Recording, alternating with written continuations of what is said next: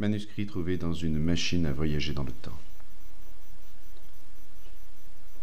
La veille du jour de l'an 2001, une vaste foule de spectateurs passionnés se rassembla au milieu des ruines romantiques du garage de Queen, sur l'ancien site de New York, pour assister à un match de boxe opposant deux célèbres champions du récit d'épouvante, Bob Decou, la terreur des plaines, et Bernie Lassommeur, le loup sauvage, de West Shokan.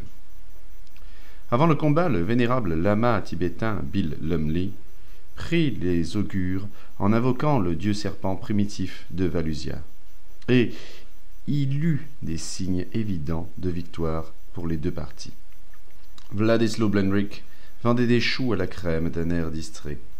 Les chirurgiens officiels, les docteurs D.H. Killer et M. Jean Brewery, prenaient soin des consommateurs.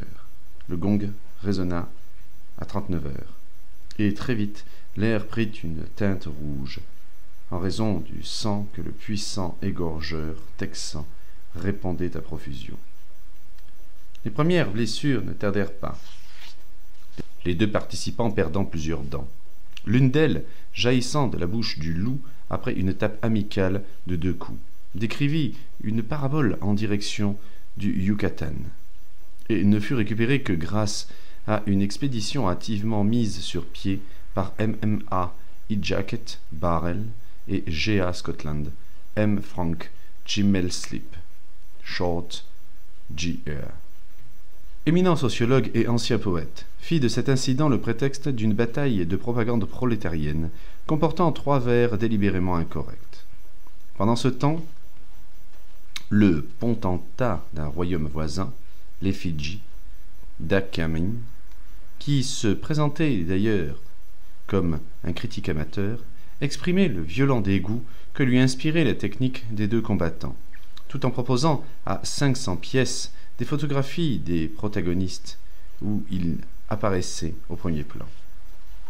Lors du 2e round, le soifard de Sokan fracassa les côtes du Texan d'un vigoureux crochet du droit, s'empêtrant dans un amas de viscères hétéroclites, ce qui permit à son adversaire de porter plusieurs coups redoutables à son menton sans défense. Bob fut grandement contrarié de voir plusieurs spectateurs manifester une répulsion efféminée devant l'accumulation sur le ring de muscles, de glandes, de sang caillé et de morceaux de chair. C'est au cours de cette reprise que Madame M. Blugderaj, anatomiste bien connue pour ses couvertures de magazines, représenta les deux sportifs sous l'allure de nus pleins d'ardeur, habilement dissimulés derrière un rideau d'anneaux de fumée placé au bon endroit, tandis que Feu M.C. Alfcent réalisait un croquis montrant 3 Chinois en chapeau haut de forme et galoche, car c'était là l'idée même qu'il se faisait de l'échauffourée. Un amateur, M. Goffey Howe, exécuta un dessin qui connut par la suite un grand succès à l'exposition annuelle de peinture cubiste sous le titre d'abstraction d'un pudding déraciné. Au 3e round, la bataille devint vraiment féroce. Shokan, l'affreux, détacha plusieurs oreilles et divers accessoires du corps de 2 coups, qui, quelque peu agacé, répondit par une série de coups exceptionnellement secs, dispersant bon nombre de fragments de son agresseur. Celui-ci poursuivit la lutte avec tous les membres qui lui restaient. M.W. Lablatch, Talcum, fit un récit, revu par Orts Power Hatter, de toute l'affaire, tandis que M. le comte d'Erlette prenait des notes en vue d'un cycle romanesque en 200 volumes, de style proustien, qu'il comptait intituler Un matin de septembre, et faire illustrer par Madame Blundenraj. M. G. Cesartworth fit de nombreuses interviews de 2 combattants, ainsi que des spectateurs les plus connus, et obtint en souvenir, après une lutte acharnée avec les Fidji, une côte dédicacée par 2 coups, ainsi que 3 ongles du loup sauvage.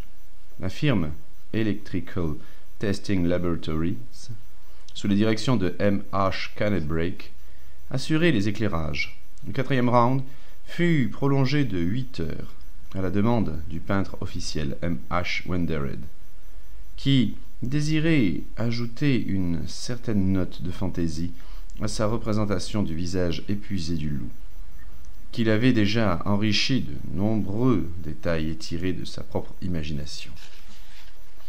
Le sommet du match eut lieu au 5e round. La gauche de l'ouragan texan traversa entièrement la tête de Bernie, et les deux flemmards se trouvèrent au tapis. L'arbitre, Robertiev Estovitch Karakovski, ambassadeur mousquetaire, jugea que cela mettait fin au combat, et voyant l'affreux de Chocan couvert de sang, le déclara liquidé, conformément aux principes de l'idéologie marxiste. Le loup sauvage déposa une plainte officielle, aussitôt rejetée en raison de la réunion de tous les critères techniques permettant de conclure à la mort. Le vainqueur fut salué par une parade de gonfalons, tandis que le vaincu était confié aux bons soins de M. Tiberi Quince, l'entrepreneur des pompes funèbres de la Réunion. Au cours des cérémonies qui suivirent, le prétendu cadavre se mit en quête d'un peu de mortadelle. On y remédia en faisant usage, lors des rites d'un cénotaphe, du meilleur goût. Un corbillard aux couleurs pimpantes prit la tête du cortège funèbre. Malik Tos, sultan des Paons, en grand uniforme de West Point et coiffé d'un turban, le conduisait et le fit passer avec beaucoup de maîtrise à travers plusieurs haies et murs de pierre. À mi-chemin du cimetière, le cadavre rejoignit les assistants et s'assit à côté du sultan Malik pour terminer son sandwich à la mortadelle. Sa vaste corpulence lui interdisait d'entrer dans un cénotaphe choisi à la hâte.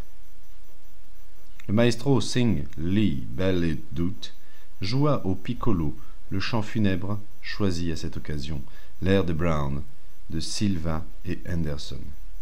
N'écrasez jamais une mouche, extrait de la vieille cantate imaginée pour voir. Les funérailles prirent fin juste avant l'inhumation, lorsque l'on apprit avec surprise que le responsable aux entrées, le célèbre financier et éditeur Ivar K. Rodenesk, s'était enfui avec la recette.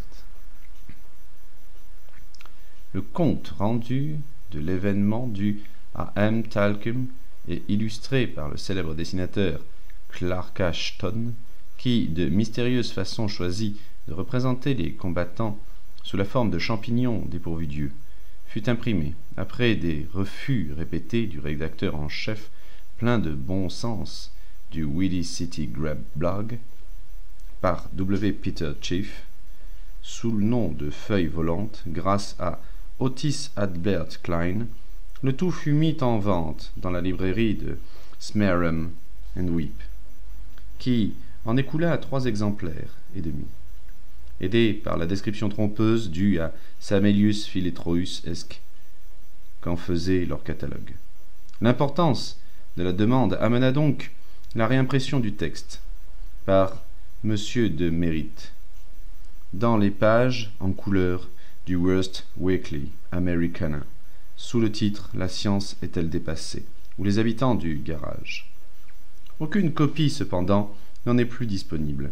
Celles que des bibliophiles fanatiques ne se sont pas arrachées furent saisies par la police, à la suite de la plainte en diffamation déposée par le loup sauvage, qui, après plusieurs renvois en appel parvenus jusqu'à la Cour mondiale, fut non seulement proclamé officiellement vivant, mais se vit déclaré vainqueur incontesté du combat.